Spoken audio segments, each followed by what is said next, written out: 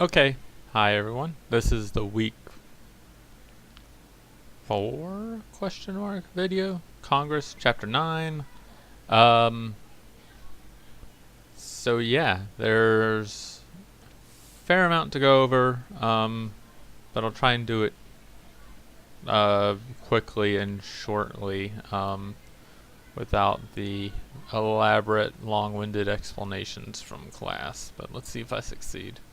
Anyway, Congress is the legislative branch. Congress is the branch that passes bills that become laws if the president signs them. You can think of it in the vernacular as Congress passes laws. They set the laws of the nation. Okay? In Congress, we have two houses. It gets confusing here because one is known as the House of Representatives, the other is known as the Senate. So we have one of the houses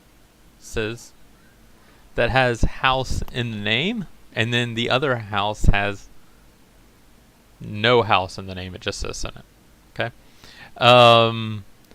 The House of Representatives has 435 members of it. 435 members in it. And each state gets representatives in the House based upon the population of that state, with each state having at least one representative. So, Montana, which doesn't have that many people, gets one representative. New York, which has lots of people, gets 32, I think, representatives. Maybe 33. California has 53. They have the most in the state. North Carolina has 13 representatives, all based upon population. In the Senate, you have 100 total representatives, with each state getting 2 representatives. Okay? In the House of Representatives, each 435 representatives serves a 2-year term, and then they need to be reelected. So everyone in the House of Representatives needs to be reelected every single 2 years. In the Senate, you have 6-year terms. So every 6 years, a senator comes up for reelection. And they have those staggered so that you have 34 senators are up for re-election 1 year. 2 years later, you have 33. 2 years later, you have 33. Then 2 years after that, you have 34. So approximately, a third of the Senate is up for re-election every 2 years.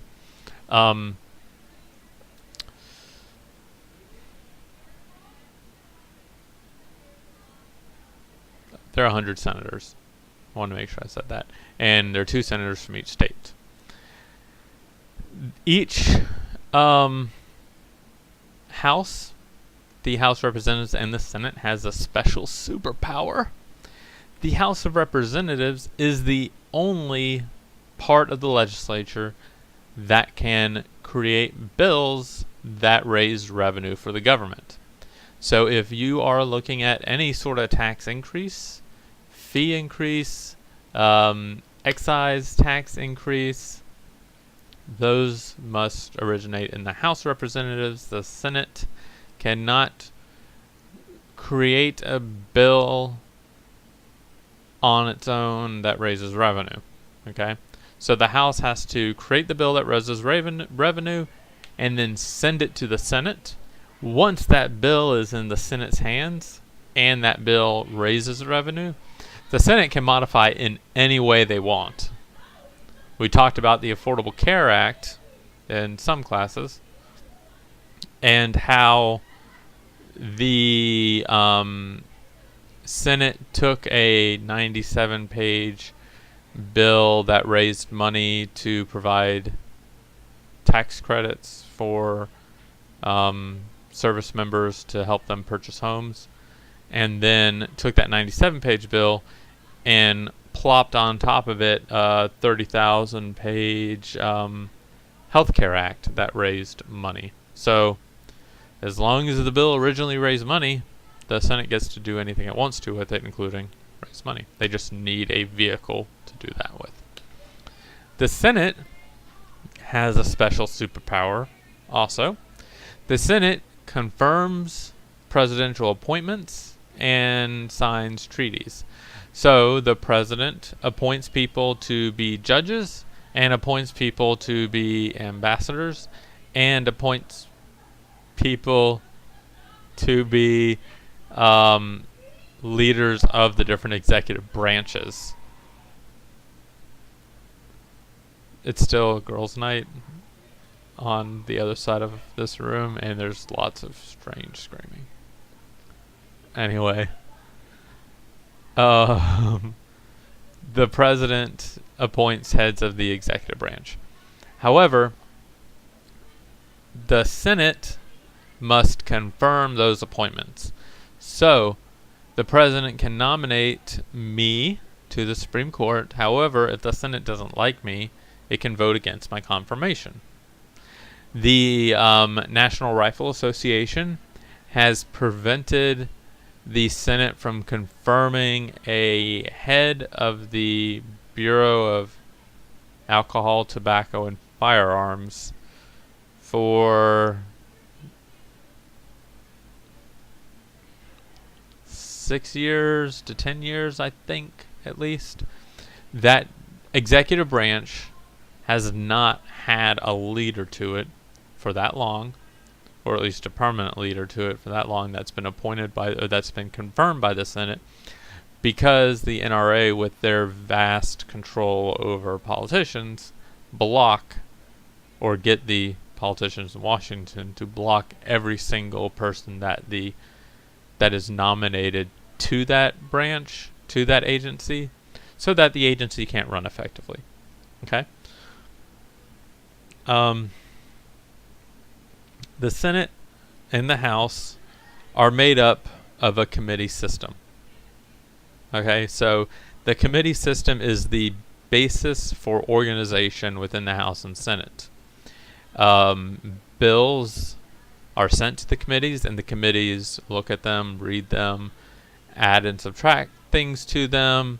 The committees will then vote on them, and based upon their vote, that will help determine whether or not the bill will be brought up before the entire Senate or the entire House for a vote.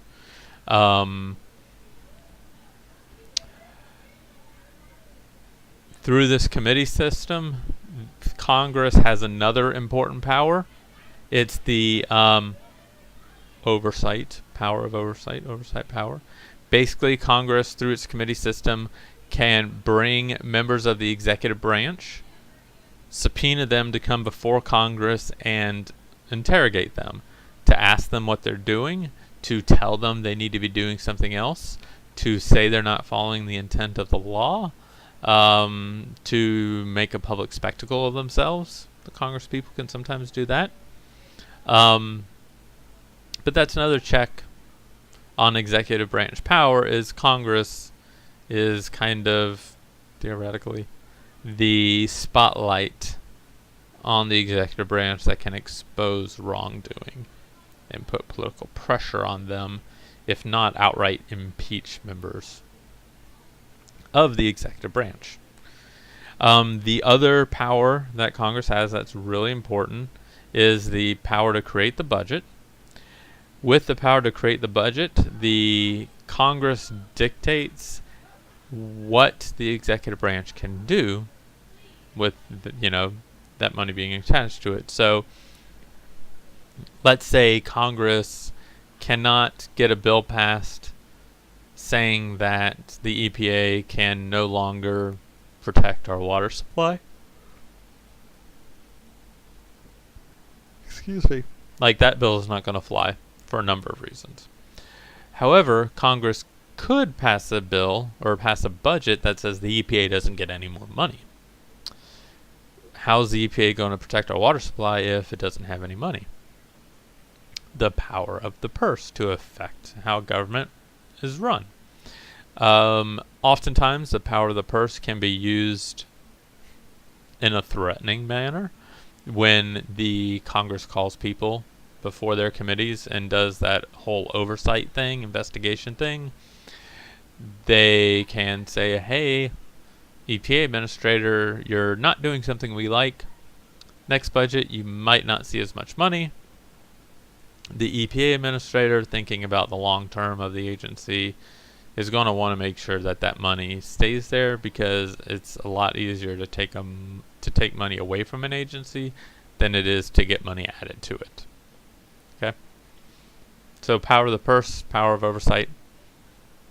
So here's how the making laws system works.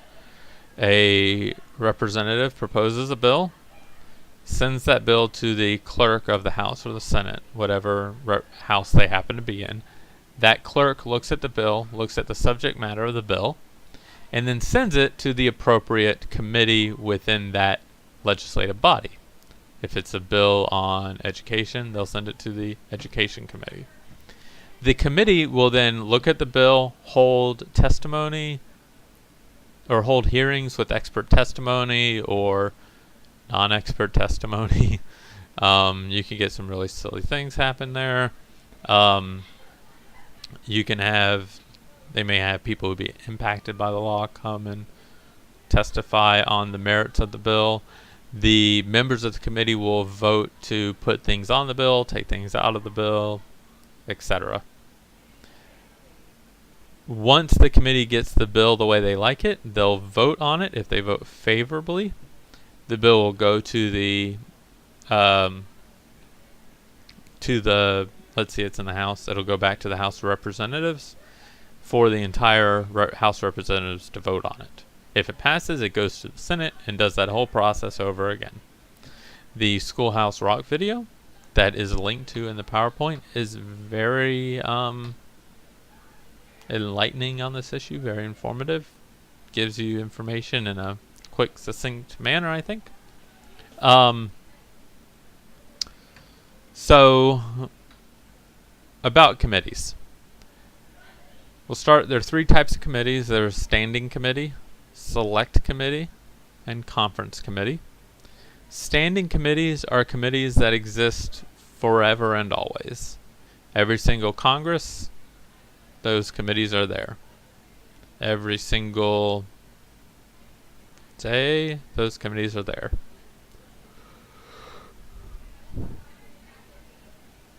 Excuse me. Long day. Standing committees, all right? Permanent committees. Committees, U.S. Senate Committee on Foreign Relations, which is on the slide. An example of a standing committee. There are select committees. Select committees are committees that are created by one of the, or both of the bodies in Congress to investigate a specific matter, generally a matter not covered, not under the jurisdiction of one of the standing committees. The Committee on 9/11 would be a select committee. The Committee for Deficit Reduction would be a select committee.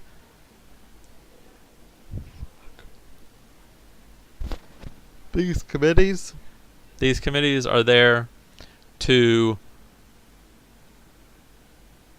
look at an issue, hold investigations into an issue, maybe pass some type of legislation.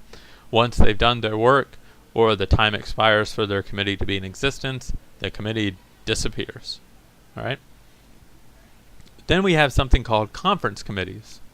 Conference committees are committees made up of members of the House and members of the Senate. They come together in the same committee, unlike the standing and select committees, which are made up of just members of the House and just members of the Senate. Conference committees are generally used to reconcile differences between bills. So, let's say a bill is proposed in the House of Representatives. It goes through the process and it passes the House of Representatives. That bill is then sent to the Senate for consideration. However, once that bill gets into the Senate, you're pretty much guaranteed that that bill will be modified in some way.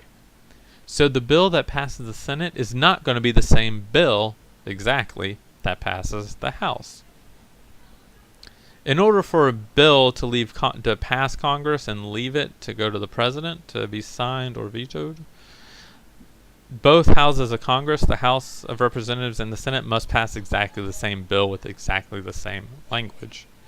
So, now that we have bills that have passed through both the House and the Senate, a conference committee is formed with the people making up that conference committee from both the House and the Senate.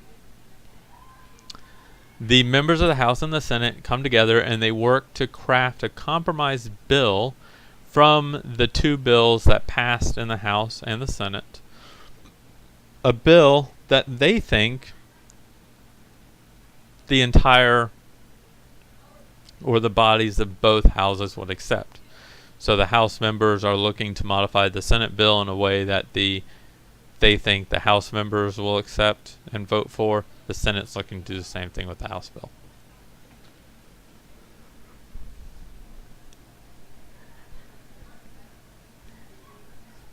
Sorry. At least one other extremely important thing about the Senate, about the committee system in Congress. The committee system, who's at the head of the committees and who are in the committees, are determined by the party leadership. Now, the chairperson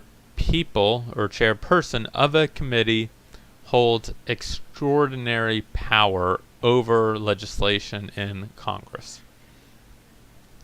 If I'm the chairperson of the Education Committee and somebody comes to me with a bill to privatize all education in the country, something that I am adamantly opposed to, I can look at that bill and I'll be like, okay, sure, we'll get to it, wink, and then I'll just put it to the side. It might find its way into a trash can and never deal with it, ever. Just, okay, done, that's over. No bill consideration. That way, a bill dies in committee, or you kill the bill, right? It's phrases that you may hear tossed around. So the chairperson, because the chairperson controls the flow of legislation, can essentially hold a bill hostage, not do anything with it, and just let it die, be disappeared. Now, some of this is needed. If you remember in the book, something like each committee takes on something like an average of 8,000 bills every year, and maybe 95% of them and 95% of them they're unable to get to, like just time constraint, right? So there's some bills that are going to go before the committees that it's just going to be like, dude, we can't do anything about this. However, there are some bills that will be killed in committee because the person doesn't like it. All right. There's a link on the PowerPoint again to the way a bill becomes a law. It's a lot of fun. Talked about the House and Senate terms. All right, so party leadership in Congress. In each House of Congress, the House and Senate, we have the majority and the minority leader. We also have something called whips, the party whips. Majority whip, minority whip in the House, and majority whip, minority whip in the Senate. Whips are extremely important to the party leadership and to what happens in Congress, because the whips are in charge of vote counting and getting the party in line. So, John Boehner, the Speaker of the House, does not want to bring a bill before the House of Representatives that's going to be voted down. That's going to be embarrassing. Right? Theoretically, anyway, it would be embarrassing. He's going to have his whips run around and count votes in support of his bill and count votes opposed to the bill, and see how members of the Republican Party feel about that bill. If the whips come back to him and say, you don't have the votes, John Boehner's going to find an excuse to maybe not let that bill come to it before a vote. All right. The minority party Democrats in the House of Representatives, their whips will be working hard to make sure that the party is unified against a bill if they oppose that bill. And we'll be trying to count how many votes the Republicans don't have on the bill, essentially. The whips will put pressure on Congress people that are sort of on the fence to get them to come to one side or another. That's a whip sound, right? All right. There's another term, and this is maybe kind of an obvious thing or something people would expect to happen. It's called log rolling. It happens in the House and the Senate. Basically, / exactly, it's a tit for tat vote, if I'm using that term correctly in this context. I am a Democrat, and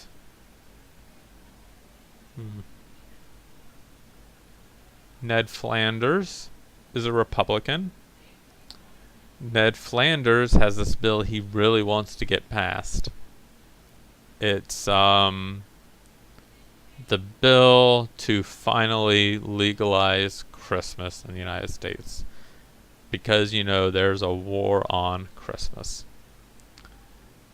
There's a bill that I really want to get passed that's about providing food to poor people. I love that bill. I want that bill to be passed. Ned Flanders has this Christmas bill that he cares about. What we'll do, something called log rolling. All right? Log rolling is a you pat my back, I'll pat your back type of deal. So, me and Ned Flanders, we meet up, and Ned says, "Hey, Robert, I hear you really want this poor person gets food bill. I totally get that. Not exactly my cup of tea. I think people should not be getting handouts like rice. All right, people should work for what they get. However, I don't feel super strongly about that. I do care a lot about this Christmas bill. And there's a war on Christmas. I want to make sure there's a law saying that Christmas is legal in the United States." Ned Flanders will go, "I'll tell you what. I'll vote for your bill about the poor people and food if you promise to vote for my bill on the Christmas." I'll be like, "Ned Flanders, you're an idiot. Christmas is legal in the United States." So I'll say, "Sure. You vote for my bill, I'll vote for your bill." That's the way it works. It's a exchange of votes.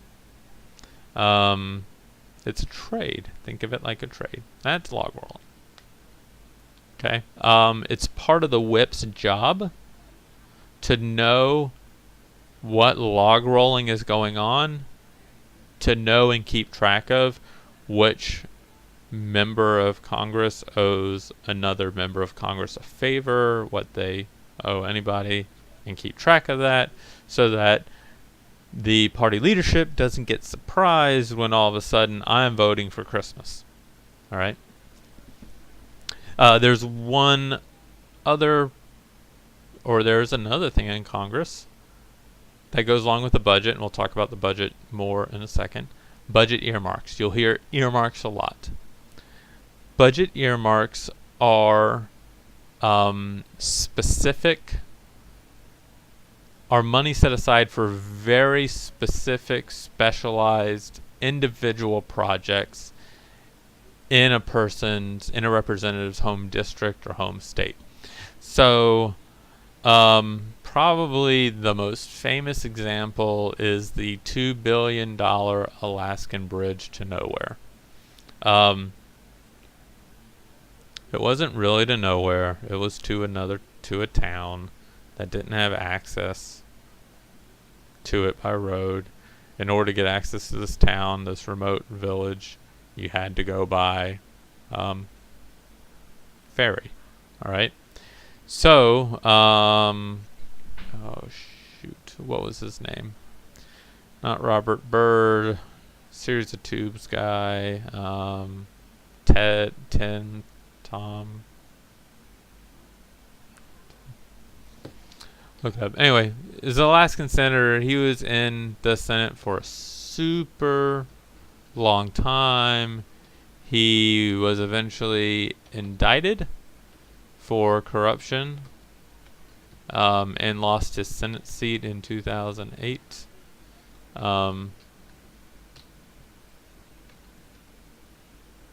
Senator Ted Stevens. That was his name, Ted Stevens. Okay. So Ted Stevens was good at bringing home the bacon. Bacon's another word for money from the federal government. Means earmark. So this $2 billion bridge to nowhere would have been known as an earmark. It's a line in the budget, not part of kind of overall federal government spending goals, but for a very specific project in somebody's home district. Okay. Virginia Fox is my representative in the House of Representatives. She may try and put in an earmark into an overall budget bill that says the federal government is going to spend $100,000 building a sidewalk down some street that doesn't have a sidewalk right now. Federal government's job, not really. It doesn't have any real broader implications. It's not like a grant for a specific item. Grants for like to build schools in poor neighborhoods are generalized in the sense that anybody can have access to them if they meet the grant requirements. This is money being diverted to a specific district for a specific reason. All right. A lot of people don't like earmarks. A lot of people feel like they're waste, and it's sort of corruption or whatever. My personal take on it, if anybody wants to know, budget earmarks. Often budget earmarks are targeted as ways to get rid of or to reduce the deficit. Okay. Here's the deal. Budget earmarks are roughly, if not less than 2% of the entire federal budget. They represent almost nothing. I mean, even with 8,000 earmarks, that's not a lot of money, at least comparatively to the whole budget.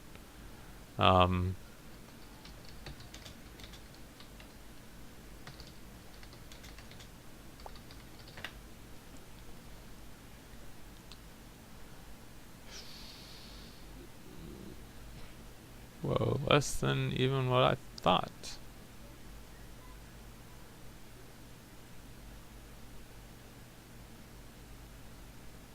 Less than 1% of the budget. See, I was trying to be conservative in making budget earmarks seem larger because conservatives are the ones that generally rail against earmarks as wasteful government spending, even though everybody does earmarks. I won't necessarily say equally. I don't actually have information on whether or not it's done equally, but if it's not done equally, I would say it's pretty close. Like there's everybody does earmarks, or lots of people do earmarks. If somebody says they want to eliminate earmarks to help reduce the budget, one, they're being an idiot because earmarks won't do anything to the federal budget, eliminating them. 2, they're probably being hypocritical. Anyway, so that's what earmarks are. Oftentimes, earmarks can be used to buy support for a bill. So let's say, and earmarks can be added to any bill, not just the budget. But let's say there's a bill being passed to, this is dumb, require every American household to have a stapler. All right. You need 218 votes to pass the House, to pass the bill in the House. They have 217 votes right now. They need one more vote to pass it. They come to me and they say, "Hey, Robert, you said you're going to vote against the staple bill, right?" And I said, "Yes, I think that's dumb." They'll respond with, "You know, Robert, you live in Winston-Salem, and wouldn't it be great if you brought something back to your constituents? What if in this bill we added $5 million to build additional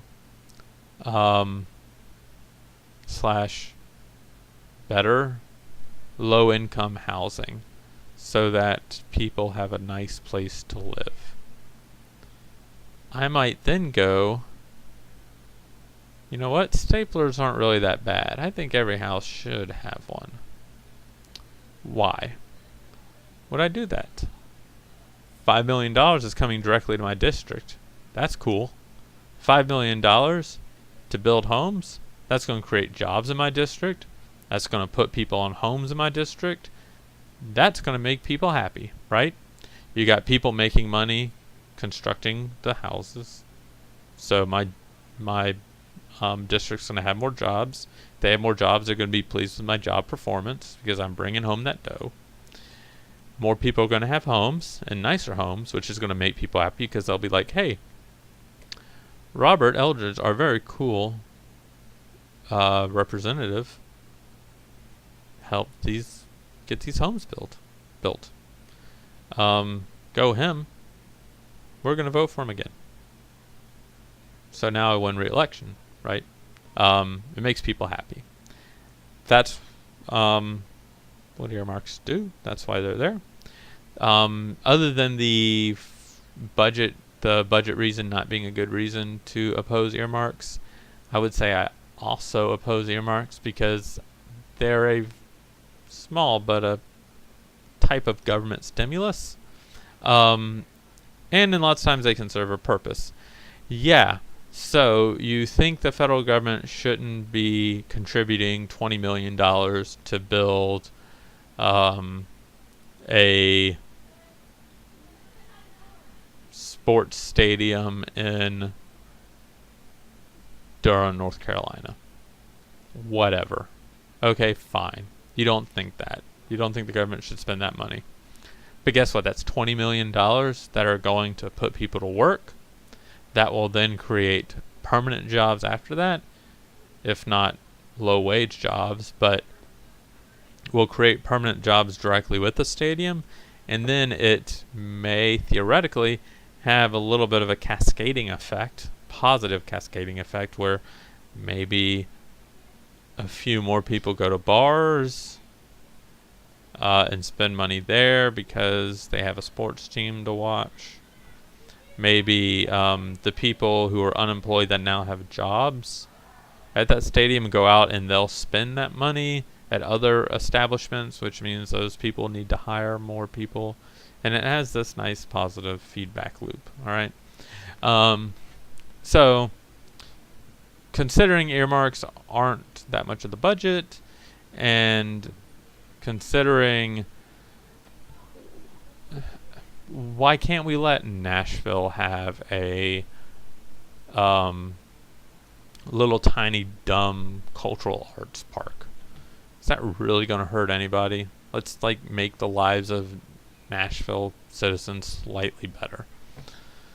Why can't Mississippi have clean drinking water? It's already a rat-infested crap hole. Let's just make their lives a little less of an unbearable hell and put an earmark in there that says Mississippi gets clean drinking water. Alright. I have listed up here a lot of budget numbers. Okay? Here's what I want you to take away from it. I want you to look at the numbers and get an idea of how much the federal government actually spends and a general idea of how much it spends in different areas. So when somebody says, gosh, it's appalling, the federal government is spending $1 million to research the mating habits of honeybees. What a waste of money. We already have this huge deficit. Why are we adding to it with this $1 million worthless scientific study? One, that scientific study probably isn't worthless, and it actually lead to lots of positive economic outcome in the future, as bees provide a lot of economic growth because they cross-pollinate, plants and farms, and provide honey and blah blah and blah blah blah. If we can find some way to encourage bees to do it, then that'll be good for everybody. Sentence I never thought I would say. Two, if we're spending $1 million to research bees, and that is part of a total budget that is a total discretionary spending budget, which is $1.3 trillion, and a total overall spending budget, which is $3.8 trillion, how much really is $1 million to $3 trillion, or almost $4 trillion? That's not a lot. Cutting that spending and cutting any earmarks like that are not going to have the effect that you would like it to have in terms of cutting the deficit. So 100,000, million, billion, trillion. Okay. Total budget.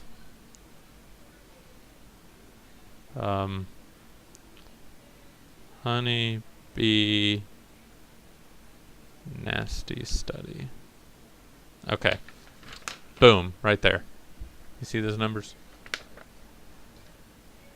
That bottom one is $1 million. That's what $1 million looks like when you have the zeros after it and stuff. That's a honeybee study. That higher number is $3.8 trillion. That's what that looks like. And the total budget, I don't know if having the numbers next to you or next to them puts that in perspective at all. Think about it this way. If you stacked 3.8 trillion pieces of paper on top of each other, that would be a lot of paper. Funny, huh? Right? Yeah. Okay, good. Oops. When people talk about the government spending a lot of money, you can say, well, the government does spend $3.8 trillion overall. However, $2.4 trillion of that goes to things like Social Security. So making sure old people, 2.4 trillion is mandatory spending, and I'll break it down. 900 billion of that goes to making sure old people like your grandma and your grandpa are not living in poverty. That matters.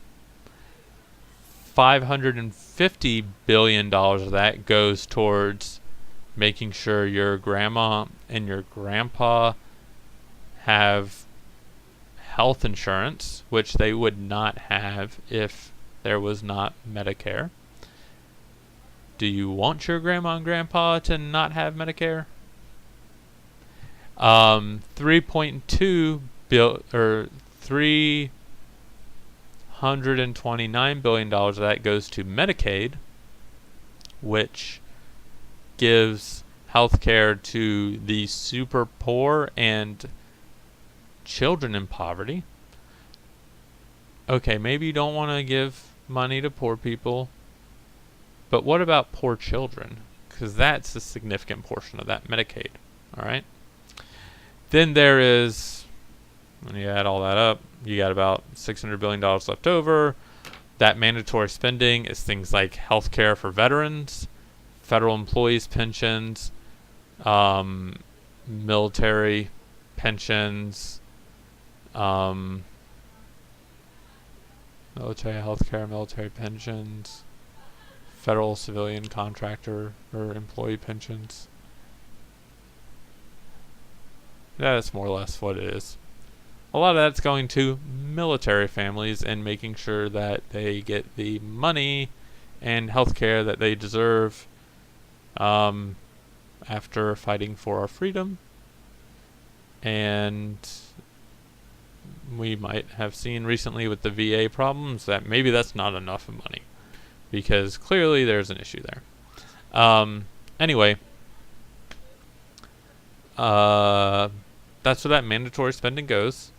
That's called mandatory spending because that spending is required by law. So there's a law in place for Social Security that says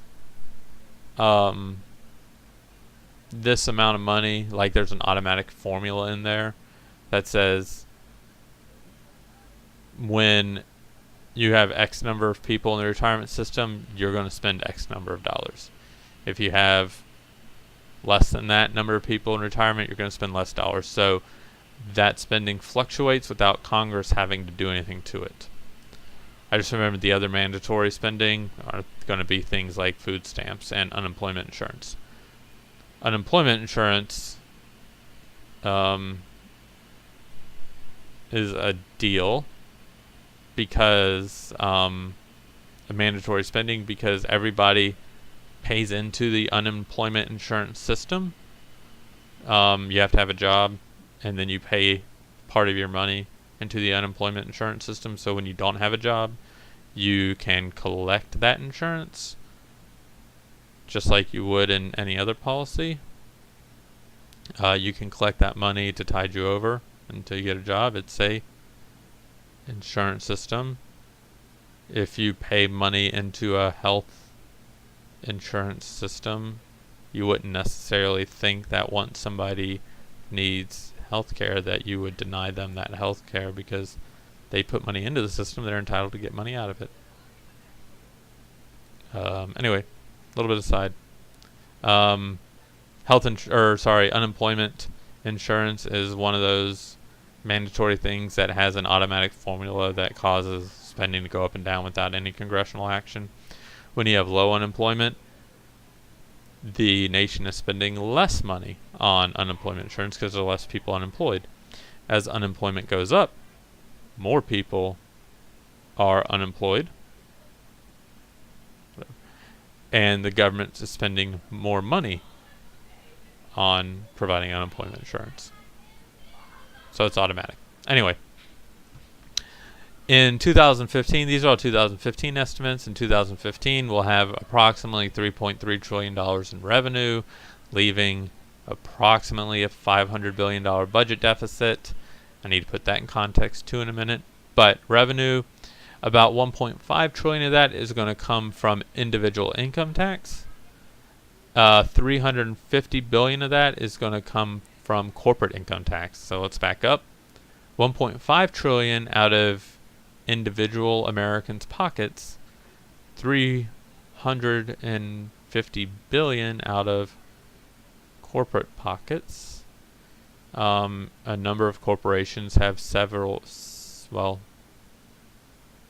Apple might have something like $2 trillion in the bank just hanging out there. A lot of corporations have more than the corporate income tax that is paid every year sitting just in cash somewhere. I'm not bitter. Social Security is paid for through a specific dedicated fund that everybody pays into again. We are looking at possibly getting roughly for 2015 $779 billion in Social Security spending or Social Security income. Notice the Social Security income is a little more than Social Security, or a little less than Social Security spending this year. Over the past several years, it's kind of gone up and down. Luckily, Social Security has something on the order of $5 trillion hanging out in the bank for it to draw on as there becomes a shortfall that is being predicted. On the budget deficit, one of Congress's big deals, the deficit's going to be about $500 billion. However, whenever you look at a budget deficit, you have to look at it as a percentage of GDP, not as the raw number, because the raw number does not tell you anything. If the budget deficit is $1 trillion, that sounds like a lot. But what if your nation's GDP is $100 trillion? Now all of a sudden, that budget deficit is actually not really a lot at all. That's way low. So we measure budget deficit against a percentage of GDP to determine how much it really is and if it's a big deal or not. $500 billion a year budget deficit at our current GDP is on the higher side of acceptable. Traditionally, you probably want to target about 3% a budget deficit of GDP.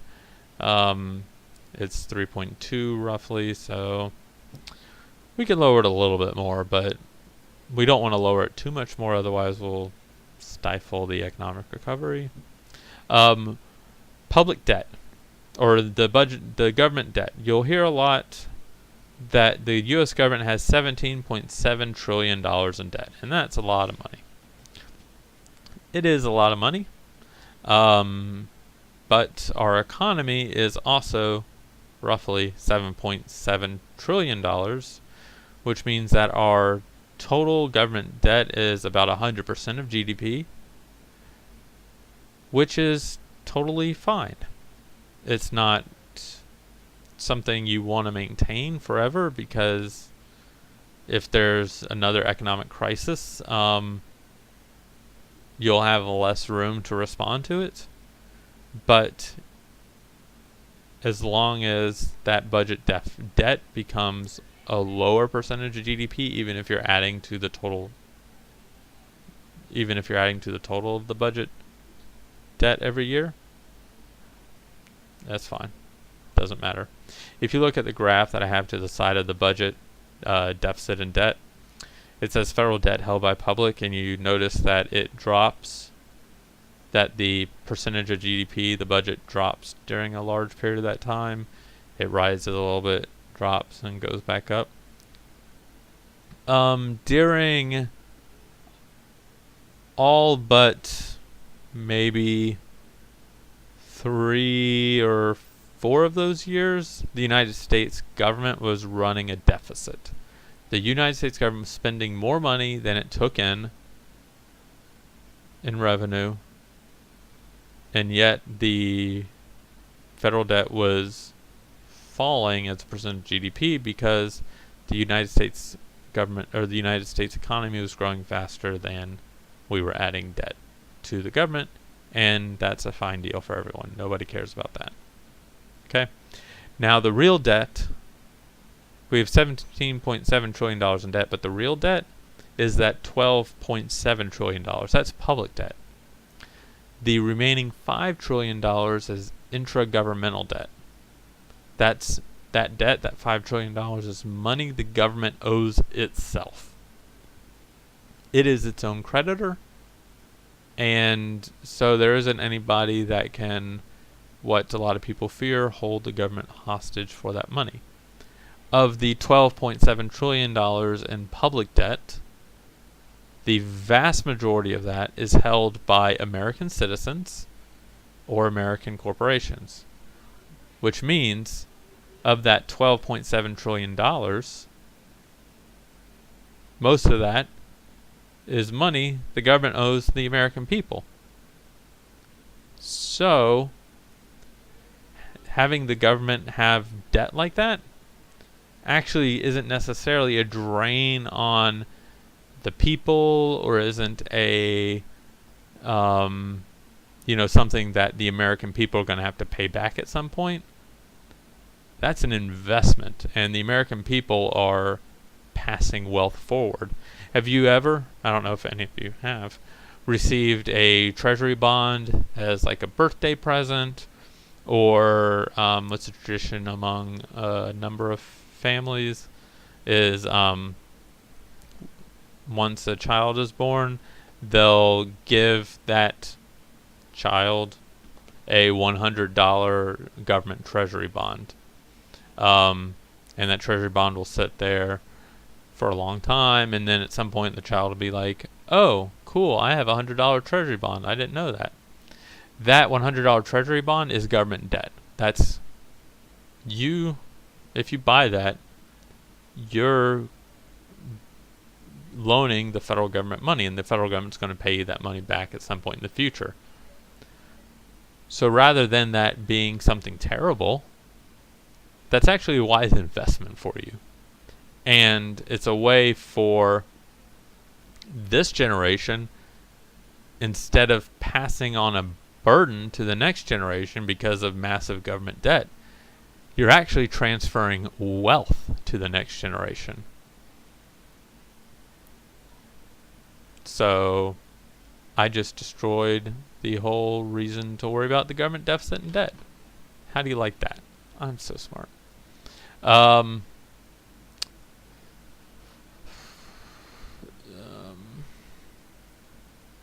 All right, the last thing is about gerrymandering.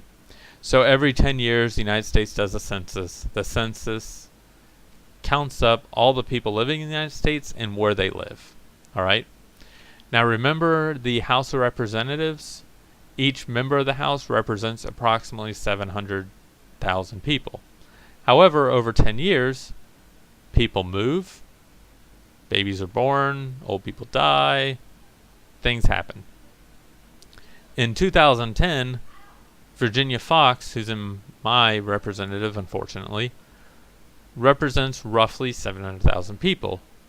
However, when 2020 comes around and we do the census, because Virginia Foxx represents this district and she's a nightmare, there might only be 400,000 people left here, because who wants to be represented by Virginia Foxx? Not me. I'm being super partisan right now. Sorry, but it's kind of fun. Okay, so now there's only 400,000 people in Virginia Foxx's district, which means we need to redraw her lines, her redistricting lines, her district, so that she's got 700,000 people in it. So every 10 years, these district lines that give representatives in the House their geographic area that they're representing, the state redraws those lines, right? Each state decides how it's going to redraw those lines on its own. And it's the state legislatures that are going to determine how that's done. They can either do it themselves, or they can appoint a bipartisan or a nonpartisan commission to draw the lines. Here is where gerrymandering comes into play. You can draw those lines so that your party gets a disproportionate number of representatives despite the actual support they have in your state. I'll show some examples, or you'll hear some examples. But let's answer the question a little bit. Who gerrymanders? What's the purpose of gerrymandering? Or why does it happen? Who does it? Whatever. As I said, you gerrymander to create a partisan advantage. And who gerrymanders? Both parties do it, but let's not put any false balance on this. I hate false balance. Sometimes one party just does stuff more than another party. And in this case, the Republicans are rampant and excellent gerrymanders. They love to gerrymander, and they are really good at it. They do it a lot. Now, maybe you can say part of the reason why Democrats don't gerrymander as much is because Democratic-controlled legislatures generally pass laws that prevent partisan gerrymandering, whereas Republican-controlled legislatures like to retain that power for themselves so that they can gerrymander when the time comes around. So in a lot of Democratic states, you have these nonpartisan commissions that are drawing what most people would consider to be more fair district lines, whereas in Republican controlled states, you're getting kind of weird lines that are designed specifically to maximize the number of Republican votes in a state, or number of Republican representatives in a state. All right. I will also say, though, that the Democrats seem to be coming more on board with the idea of gerrymandering. It started kind of funny with Dick Durbin in Illinois, who said in 2010 it was, he got all upset at his party and at the state of political affairs, and he just lashed out, and he goes, listen, we as Democrats were just shooting ourselves in the foot by not gerrymandering. The Republicans are gerrymandering all over the place, and they're going to relegate us to a permanent minority with all their gerrymandering.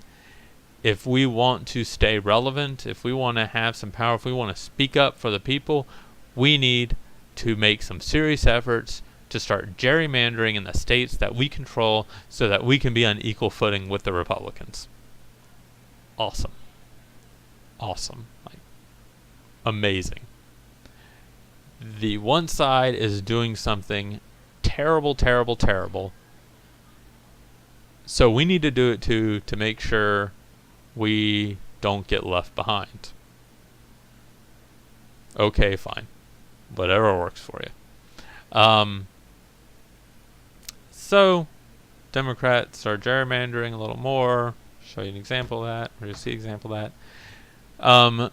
So in the last election, 2012, North Carolina actually kind of delivered a poster child for what a gerrymandered state looks like.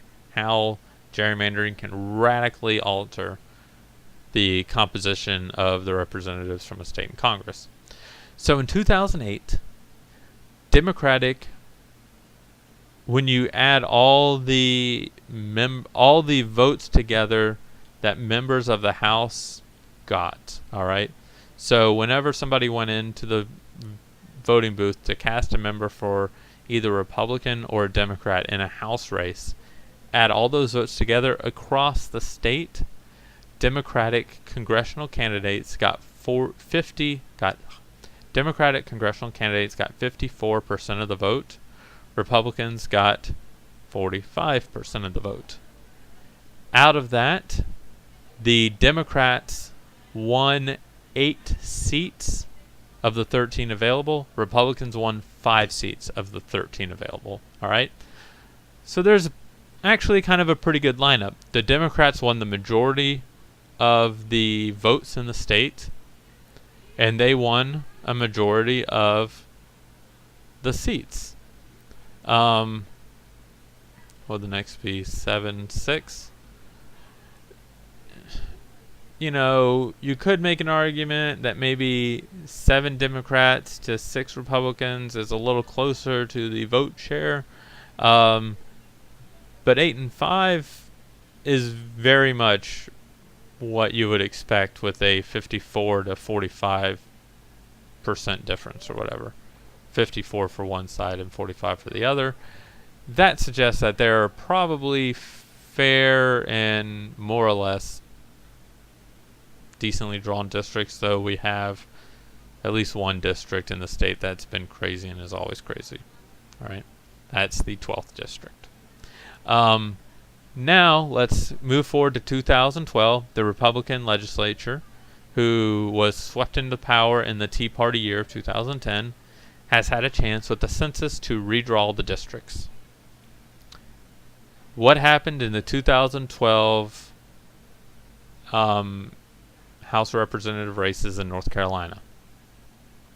Democrats won 50.4% of the vote. Okay, sorry. Unexpected cutout there. People are like, what the fuck is going on? Okay, so Democrats won 50.6% of the vote, alright, in 2012. Democratic people running for the House of Representatives won 50.6% of the vote. Republicans running for the House won 48.7% of the vote. Democratic House candidates won a majority of the North Carolina vote when you add them all together. What was the breakdown? North Carolina sent 9 Republicans to the House of Representatives and sent 4 Democrats to the House of Representatives. One of those Democratic representatives won their seat by 654 votes. We were 655 votes away from having 10 Republicans in the United States House from North Carolina and 3 Democrats in the United States House, despite the fact that Democrats won a majority of the vote in North Carolina. Even though it was a small majority, you wouldn't expect a small majority to lead to such a big outcome, right? How did Republicans do this? They did it by gerrymandering. They packed as many Democrats into his district as possible. If you look at District 12, District 12 runs from Greensboro to Charlotte. Okay? District 12 includes the Democratic part of Greensboro, the Democratic part of Winston-Salem, the Democratic part of High Point, and the Democratic part of Charlotte. It includes that. They just carved out all those areas. And Democrats dominate that district. There will never be a Republican that wins that district. In 2012, Mel Watt won that district with 80% of the vote. That's how many Democrats that the Republicans crammed into that district. They did with the 4th district. David Price won with 75% of the vote. Butterfield, in the 1st district, a Democrat, won with 75% of the vote also. Whereas Republicans won all their seats with about 60% of the vote. 55 to 60% of the vote. To 65. Basically, they created all the districts in North Carolina are safe for one party or the other except for that 7th district, which is the one that the Democrat won by 654 votes. Those districts are safe. They will vote Republican more than likely over the next 10 years consistently, and the other ones will vote Democrat consistently over the next 10 years. So even if Democrats win a majority of the votes for the House of Representatives, the Republicans will be the majority in power, or the majority of the representatives that North Carolina sends. There's a slide here that shows Michigan, and then for balance, I give a Illinois example. Dick Durbin from Illinois. The state took his advice. So, Illinois in 2010 sent 11 Republicans and 8 Democrats to the U.S. House of Representatives. Now here's the thing. Democrats still won that vote. If you add up all the congressional vote totals, Democrats won that vote, but still sent a minority of representatives to the U.S. House of Representatives. That was 2010. 2010, Democrats get a supermajority of members in the Senate or in the state legislature, and are able to draw the Illinois district maps in a way that favors Democrats. 2010, we have 11 Republicans and 8 Democrats. In 2012, Democrats still win a majority of the votes. They win a larger majority also. But they don't win this level of majority. We go from 11 Republicans and 8 Democrats to 12 Democrats and 6 Republicans. That's some very intense and purposeful gerrymandering right there. If we made it more of a representative sample of the number of Democrats and Republicans in Illinois, it would probably be something closer to 18. 11 and 7. That probably sounds about right. 10 and 8. Probably 10 and 8. 10 Democrats, 8 Republicans, but we got 12 Democrats and 6 Republicans. Gerrymandering, have a cool example.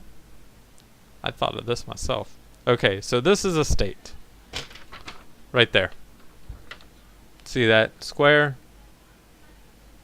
That's a state. And it looks like it's focusing. Okay, so this is a mountain range. And in this very strange state, every single Republican in the state lives on this side of the mountains. And there are 66% of the population in the state is Republican. All right? And they live all on this side of the mountains. 34% of the state is Democrat, and the Democrats all live on this side of the mountain. So it's hard to do this backwards. Live on this side of the mountain range, okay? This state gets three electoral votes, three members in the House of Representatives, all right? So we need to draw the districts here to provide, we need to draw 3 districts here.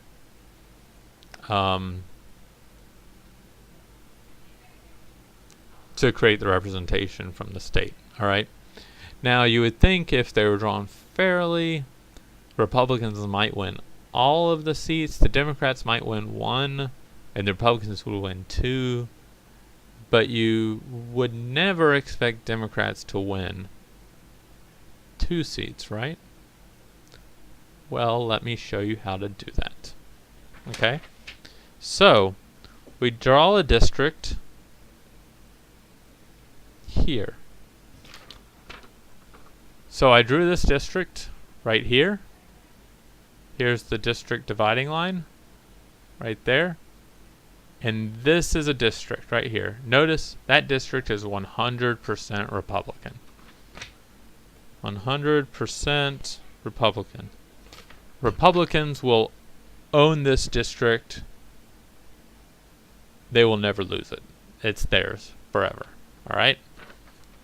Now we have to draw one more line to create 2 more districts, and we want to make it so Democrats get the majority. It's actually pretty simple at this point. Draw a line there, and then in that district we have 52%, 48%, 52%, 48% Republican, Democrat, Republican.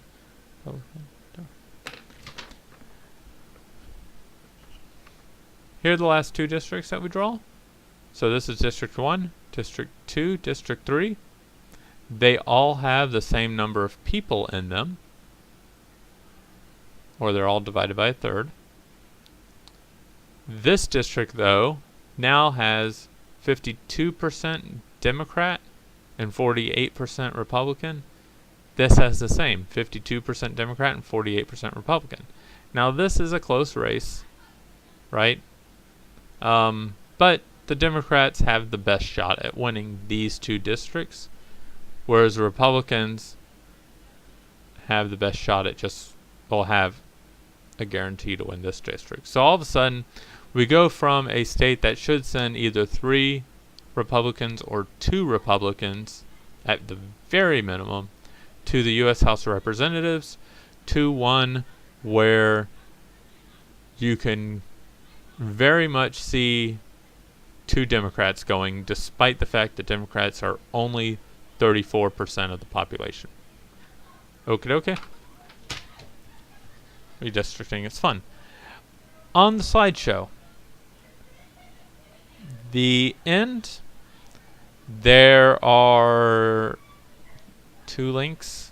One, invincibility, the other, gerrymandering. Watch those links, alright? The invincibility will tell you about how gerrymandering makes Congress people virtually unbeatable and what effect that has on our democracy. It's a clip from The Daily Show. Gerrymandering is also a clip on The Daily Show, and it goes into, well, surprise, gerrymandering. It shows examples of gerrymandered districts, talks about it. I think people will probably get a lot more out of watching those videos and learning about it through that and the consequences of it than hearing me talk, because the Daily Show is funny and it can capture people's attention more because they have like graphics and stuff and they're prettier. So yeah. Okay. Have fun. That was Congress. I'm exhausted. Went on too long. But, you know, that happens. I just put, what? 150 minutes worth of lesson. Probably more than that in reality. Into 72 minutes. So, you're welcome. Later.